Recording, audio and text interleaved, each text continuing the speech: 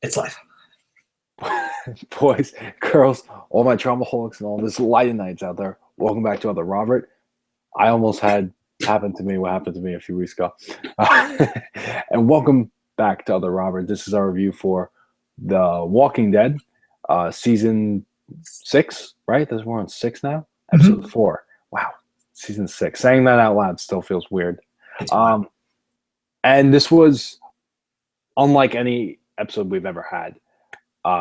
What do you think, Rob? I didn't realize it was an hour and a half until I had paused it, and I thought that was like, oh wow, that's wild.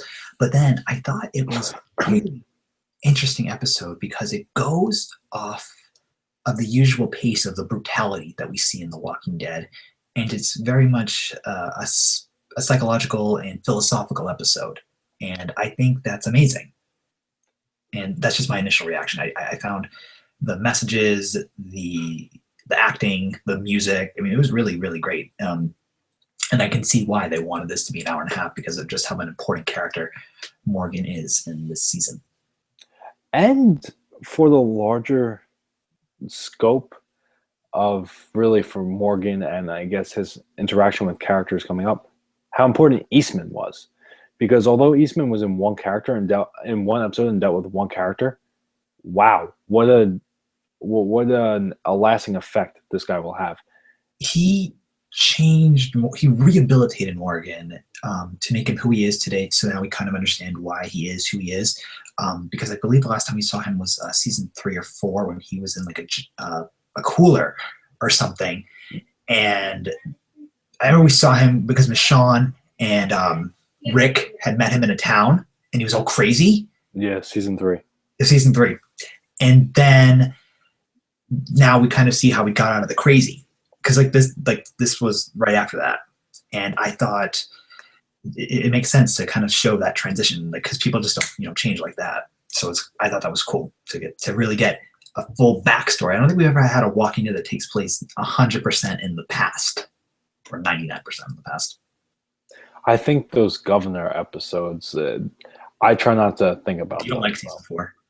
Yeah, but the writing for this episode was unlike any we've ever seen. Like you said, it was very, very deep. And although Walking Dead has gone there, I don't remember a time where it was to this level. This was really, really quite the commentary. I keep saying the writing, the story that they told over an hour and a half was incredible. I mean, Morgan's journey as a character, the story, where it started, where it ended. This was classic, effective writing. This was very, very well done in a way that we really, I don't think, would have expected from The Walking Dead. And that's not an insult. I'm just saying it took it to a new level. It kind of has this habit of not being brutal, but kind of going like, the world around you is infected with zombies. We need to survive. That's how it kind of goes. And this episode sort of went, we need to get back to being humane. We are no longer, we can't allow what is happening around us to destroy who we are as people, which I think in maybe season 1 or 2, they might have tried to have thought of that, especially with Herschel. With Dale, especially too, season 2. Yes. Rest in peace, Dale. Rest in peace, Dale.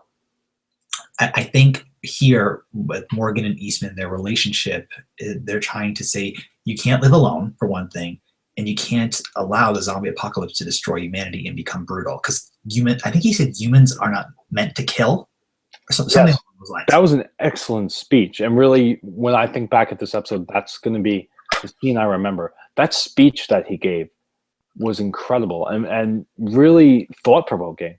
It was very good. What you were saying. Well, because Eastman, I believe it was a psychiatric counselor of some sort at a jail. If I'm right. Right. It was something along those lines, yeah. And the story that he had told, I'm trying to find, I had it in my notes over here. He just said that crazy story that he had told about, I got it, Creighton Dallas Howard, which also, by the way, is the name of Bryce Dallas Howard. I thought that was kind of funny, the actress. I thought that story was intensive, just the way that Eastman's able to so casually talk about it, but how it makes such a great impact on Morgan. And also, one other thing, I liked how when Morgan was in his cell, the door was never actually locked. He could leave whenever he wanted. Yeah, yeah, exactly. And you saw him trying to break out and everything. It was like I said. I don't really. This is really more of an immediate reaction. What can be said for that? That was so deep for The Walking Dead that I'm still kind of speechless about where they brought us.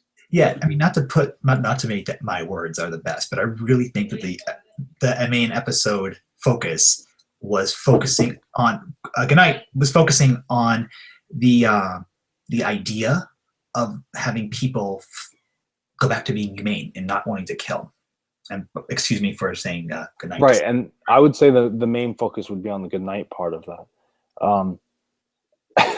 Also, I had to say the two experiences that he had with the different hikers was like how the first ones he brutalized, he killed them. Wonderful point. It's quite the juxtaposition.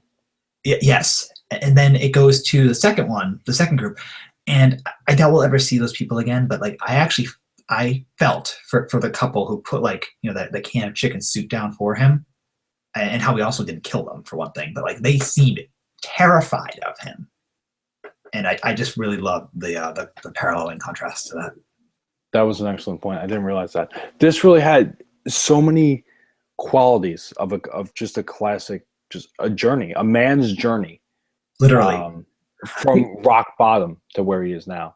Yes. The only critique I have with the episode, and it's not even a critique of the episode per se, it's more so a critique of the season overall. We've only had about maybe literally 3 hours of actually what's happening in the present, and we're getting a lot of past. So like the storyline with the wolves in the present day is kind of stopped. So I do hope that the season will progressively move on, because like I don't even think we've left a day yet in terms of the way this show has been structured. Right. I agree with that. I see where you're coming from, but I think they were trying to stretch out the wolves for half a season. Yeah, no, I get that, and I'm fine with it. I just think that overall, and I like this episode, don't get me wrong. I'm just kind of shocked that they have not gone beyond where they've gone beyond, if that made sense. I like it, though. I think it's different, and it works for now. Yes, if it does. Continue to do that next half of the season and everything. I mean, I don't think they will. But well, what we're going to get next half of the season is going to be awful. I hope not. Yeah, I hope not either, but we'll see. They're doing a wonderful job so far. I'm really looking forward to next week's episode. And this is one that will definitely stand out. This felt much like the episode with Carol and Tyrese in season 4, The Grove. Beautiful episode. Yeah. Well, it seemed similar to that in that it kind of felt like its own kind of side story that really all you needed was that one episode to really effectively tell the entire story. And it was beautiful, and really the journey you get to see in the episode is unparalleled, and I would say the same for this one. This is definitely one to be remembered. This episode, this was classic. Yeah, the only thing I guess is actually episode critique. Maybe you liked it. I didn't really care for like when Morgan had like that blurry-eyed vision going on when he was kind of going a little. I guess it was to symbolize his psycho. Yeah, definitely. His psyche. I think I just didn't care for that effect overall. But other than that, I thought the episode was great. The goat's name is Tabitha, just to bring up the goat. Yes, rest in peace, Tabitha. Rest in peace, Tabitha. Rest in peace, Herschel. Rest in peace, everyone on the show that's died, except the governor. But I just think that Eastman and Morgan were really cool characters. And my final point, they were clean. This episode, if you notice their clothes in the cabin, they never got dirty. And if you think about it in Walking Dead, having clean clothes makes you seem like you're someone who has not been affected by the struggle. Every character that we've met, when like we go to a new area, they're always, they're cleaned up, but like our main characters are always dirty because they're always outside dealing with the elements. So I thought that was interesting as well to point out.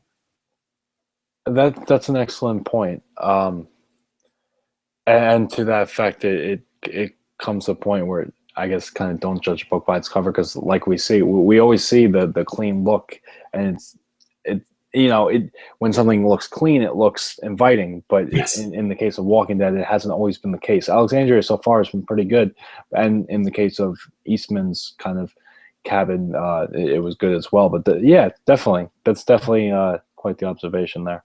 I had a bunch of points for this episode that I didn't think I would get to have. I loved it. I really enjoyed it. It was great, and I think we covered it all. I think we did. This was a beautiful episode. It was. It was a fantastic episode. We're only 4 in, so we got 12 more to go this season, and 4 more for this half of the season, which is nice. So thank you. I'll end us out. Thank you, everyone, for tuning in to watching this review when you can. I appreciate it. Make sure to share your thoughts on the comment section below, and obviously, if you want to subscribe, I would greatly appreciate that, because as Joe says, it takes this much effort to do so. I'm Robert. That is Joe. Hopefully we can talk about The Walking Dead next week. And thank you for tuning in. And we'll talk to you in the comments below about the show episode. And thanks, guys. Bye.